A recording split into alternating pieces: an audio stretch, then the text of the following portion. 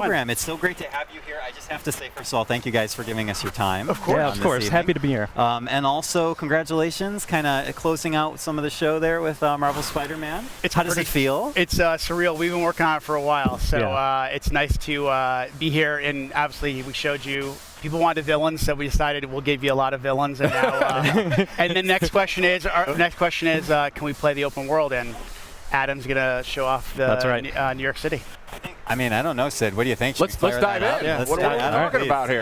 Get in there. So we're going to boot up the demo here, and this is essentially one of the first playable demos that you guys are going to be showing off. Of Spider-Man. Pretty much. So I mean, if you think about, Go ahead, Adam. The game is.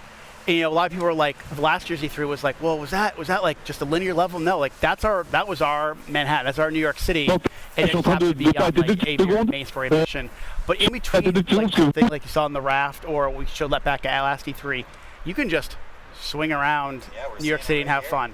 Let's go to that footage because we have it running here on the main monitor. We'll go to it in just a second. This is the beauty of the live environment. Yeah, this. Oh God. This is great. I got my own little TV. This is perfect. Yeah, I got it all. Adam's doing a fantastic job so far. It's been really good. So first of all, you're actually playing this right now. That's right. And I do want to emphasize how beautiful this game is. Oh, thank you. But yeah, Brian, tell me a little bit about what you guys want to show us this evening. So I mean, the big thing is, again, I think that part of the Spider-Man fantasy is to swing around New York City and, to have, not only just a great story, but have a bunch of different activities in that world. And we wanted to, give people who attend E3 an opportunity to experience that. So, obviously it's a big narrative-driven experience, but at the same time, part of that superhero fantasy, especially that Spider-Man experience, is living within New York City and seeing that. So, Adam is one of our combat pro players because he's a combat designer, and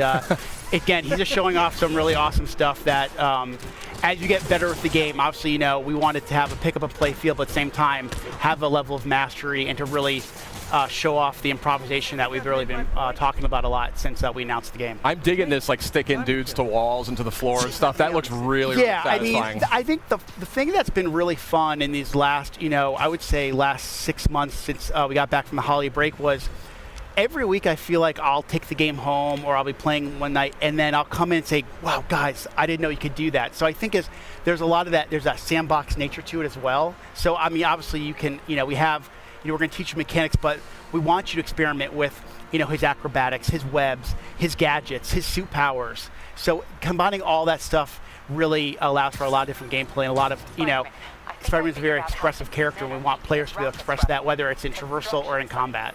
It's gorgeous. These animations, these animations are just blowing my mind. Your studio has kind of been renowned for character animation and for, just fluid motion. I mean, did you guys take a lot of lessons from your previous games and really hone in on those when you were developing I mean, I think animation's definitely been one of the hallmarks of our company, from Spyro to Ratchet to Sunset Overdrive. Yep. And I mean, I remember when the Sunset Overdrive reviews came out, one person actually wrote, it would be great to see Insomniac make a Spider-Man game. And I was like, see, we should make it. See, and I think you waved your phone around to the whole studio. Exactly. We took that kind of mentality and we just injected our personality, but also, what do people want, desire from a Spider-Man experience. So, it was really great as I remember probably around the end of the year, end of last year, someone wrote an article about the top things they want to see in Spider-Man. And they said they want to feel like an Insomniac game. So I think that's the thing we've been really layering on in this last year is to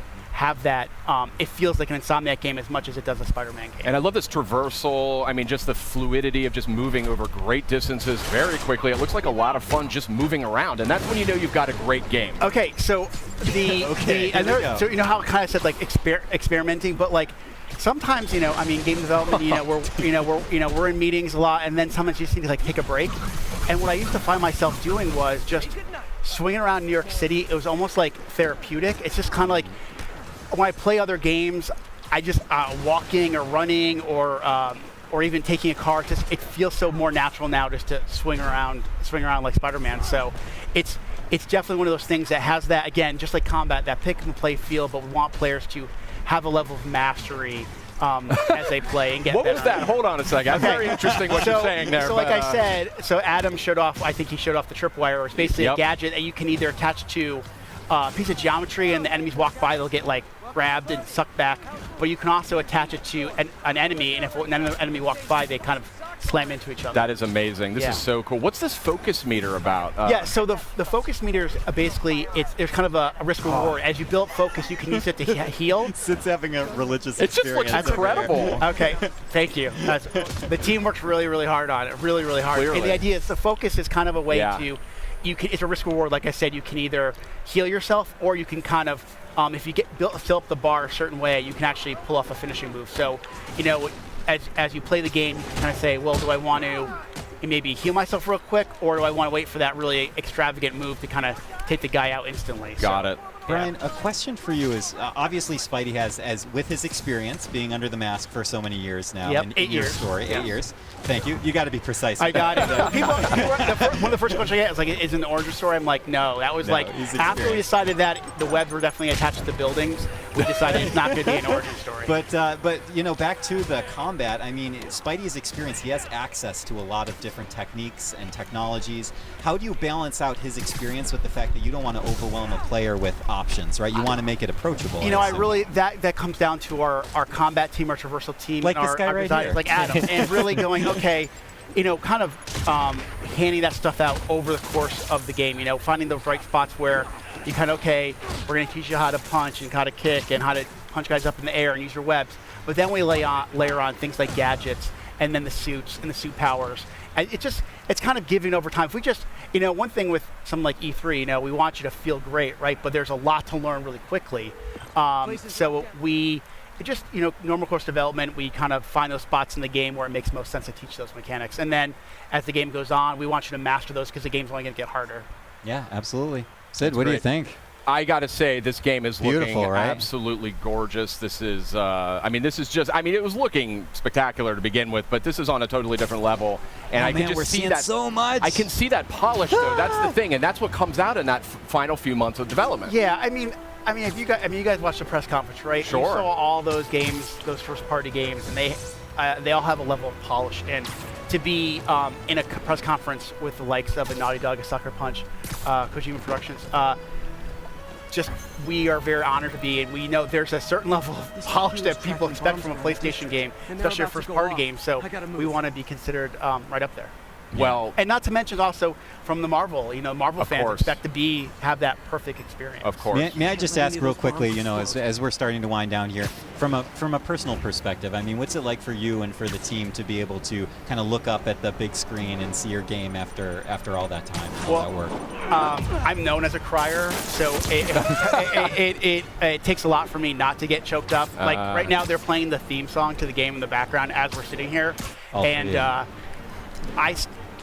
I mean, this is an amazing industry, and to be part of it is one thing, but to work on something you truly love and something that when you were a little kid thinking, oh my God, could I ever work on a Spider-Man game, let alone be in video games, is just absolutely surreal. I use that word a lot when I describe working on this game, and to work with a group like Sony and work with Marvel, and that feeling is felt by so many Insomniacs. So we couldn't be prouder, and the support we've gotten across the board, not only from Sony and Marvel, but also the fans, has been spectacular. Nice work with Brian, it just looks incredible. I mean, there's no other word for it. And you're flabbergasted. I really am. It's stunning. I mean, just look at that. How can you not be blown away by that? But we do have a limited amount of time here. Brian, you're an industry veteran. You've been in the industry for a long time. I know this is a lifelong dream for you working on this game.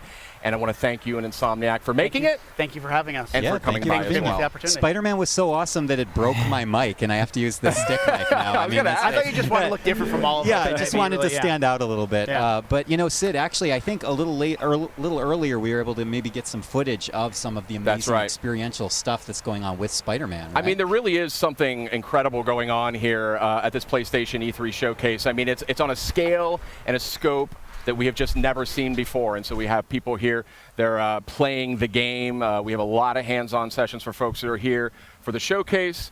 And the game looks great, but I just love the way this whole. Oh, I know that. I know her. Oh, hi. There's familiar faces popping up on the stream. But I mean, it's a great event here, and it's just I wish we could get everybody in here to try this out and to just see what has been sort of constructed with Spider-Man and with actually another game we're about to talk about. Yeah, we're about to talk about Ghost of Tsushima. Why don't you? Yeah, Ghost of Tsushima. Yeah, we have some. We sneakily snuck on a few amazing people onto our program as a helicopter goes by to mark this amazing moment. Nate Fox and Jason Connell to my left, and Nate Fox, gentlemen, welcome.